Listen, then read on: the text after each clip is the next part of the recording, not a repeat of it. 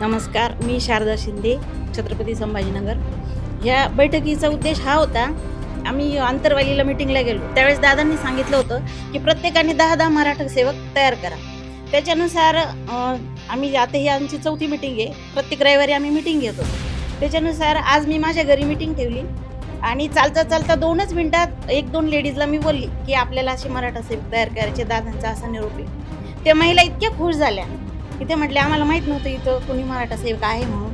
आणि आपलं म्हणजे नेतृत्व जे आपल्याला मनोज दादा लाभलेत ते आपल्यासाठी छत्रपतीच आहेत. त्याच्यामुळे ताई तुम्ही सांगाल तेवढे मराठा सेवक आम्ही इथं तयार होऊ. अगदी त्यांनी 50-100 लेडीज आम्ही तयार करून आपण इथून रॅलीज काढू.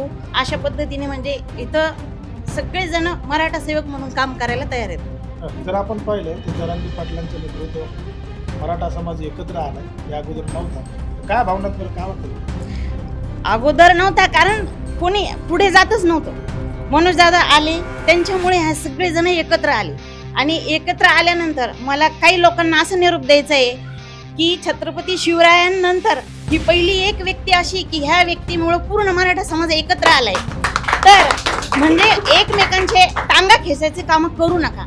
काही विरोधक आहेत, त्यांचं कसं म्हणणं आहे की आम्ही संघर्ष योद्धा आहे.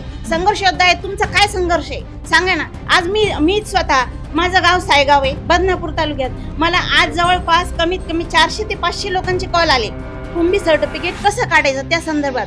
मी त्यांना सर्वांना माहिती दिली.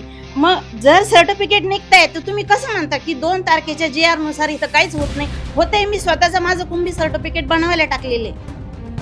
पण आता तुम्ही म्हणताय की छत्रपती नंतर मनोज जरांगे पाटील आहेत, मात्र काही जण म्हणतात की जरांगे पाटलांमुळे जातीवाद सुद्धा निर्माण झाला. नाही, स्वतःचा हक्क मागणं म्हणजे काय जातीवाद करणं आहे का? जातीवादाचा काही प्रश्नच नाही आहे त्याच्यामध्ये. पण मात्र कुठेतरी समीकरण बिघडली. नाही, मनोज दादा तर सगळ्यांना घेऊन चालतायत. आज पुण्यामध्ये ते एवढे MPSCच्या विद्यार्थ्यांसाठी लढतायत, तिथं तर सगळे समाजाचे विद्यार्थी आहेत. याच्यात पुढे जातीवाद आला. आणि जे म्हणतायत की आम्ही पण संघर्ष योद्धा आहे, त्यांनी काय केले? त्यांनी दाखवा ना, 10 ते 15 कुंभी सर्टिफिकेट त्यांनी काढून दाखवलेत का?